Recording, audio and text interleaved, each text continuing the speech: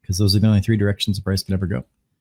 So normally, this has broken over, so this is something that I'd be jumping into. So I will be watching this one very, very closely. I'm just going to wait for a break over on this one. Let's see. Yep, actually, I'm just going to go ahead and jump in now. So it's a little bit of a higher entry. We're just going to go ahead and grab 442 plus 6%. It's a little bit of a risky one. 469 is going to be my sell target. Let me just draw a line here. 469. And we'll go ahead and set the sell order up.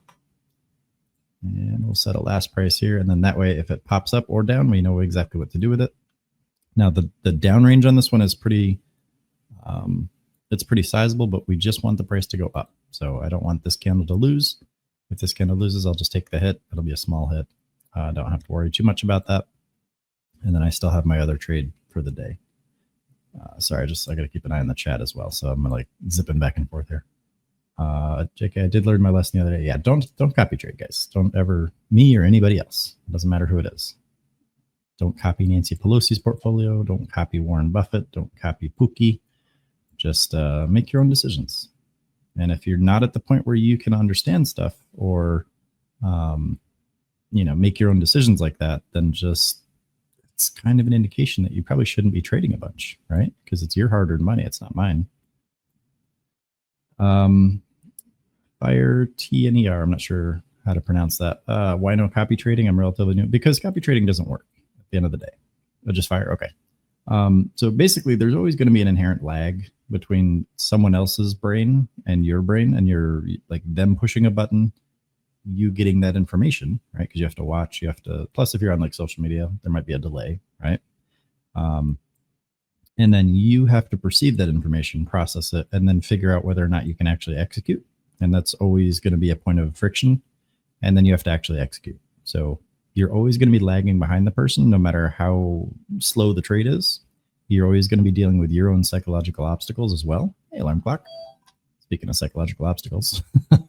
And then you're also going to be dealing with different types of resources. Like they have a different portfolio. They have different goals. They have different risk tolerance. They have different decision making. And, maybe they can absorb a hit. Maybe you can't. Maybe you can and they can't. It's always going to be a push-pull situation, right? And if you, plus the information has to be complete. Like I share all my trades with you guys on this account, whether it's in free or whatever. So I'm just going to go ahead and sell. Oops, I sold a little low. That's okay. Don't really care. 3.01% for the day. I'm done. Just kidding. But yeah, just copy trading as a concept doesn't work, right?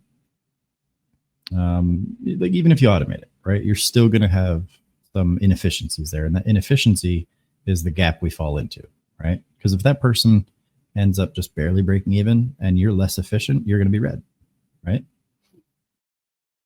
So you're going to see a lot of scams out there for copy trade this, copy trade that, this person's making XYZ in profit. But if they're not teaching you how to trade for yourself as a side hustle, basically, and I'll cover that in a second here.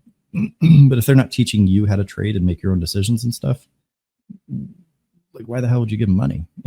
Like at the end of the day, because they're just selling you data, and then you still struggle to use that data in a valuable way. So I'd rather just teach you guys how to trade. So I'm glad you're here, because no one else out there is going to tell you that, because they're trying to sell you stuff. We do offer paid stuff, but that's only when you're ready, and it's only to optimize. The foundation's always free, as far as I'm concerned. So you get to hop on streams like this and watch me do it live. That's a proof of concept, but I don't want anyone to copy me. This is just for demonstration. Zach, of course you're up 10%. Congrats, man. That's good stuff. I love it.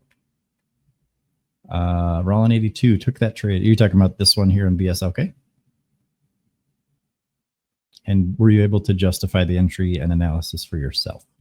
Or did you just copy Pookie? Roland says, I've been learning from watching and listening to you. Okay, cool. So you had a nice confident trade. You used an appropriate position size, and you prioritized getting out of the trade.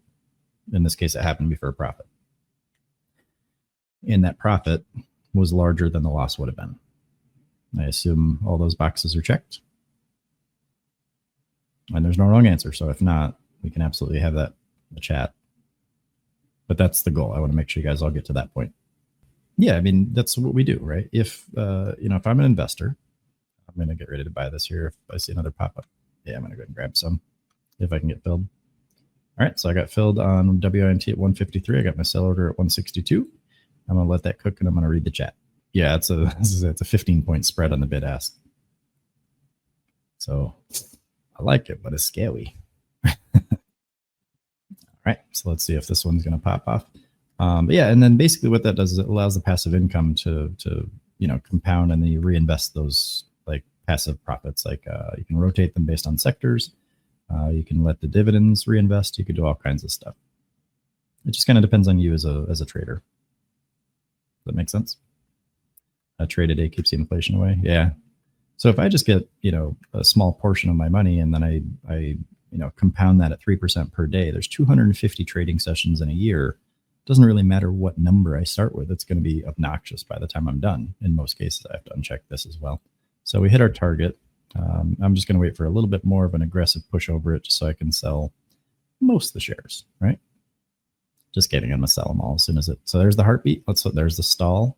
Another heartbeat. There's a stall. You guys see that? The timing? So we're just waiting for one stall and then for it to pop over that. Let me zoom in so it looks nice and dramatic too. Hang on.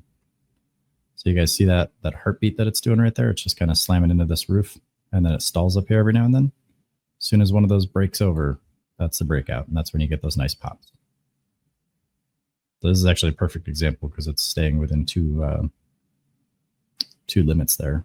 And I'm just going to hold control here so I can push the button when it's time. But this is like a perfect example. And then if it breaks below this candle, I'll just get out. Boop, out. No hesitation.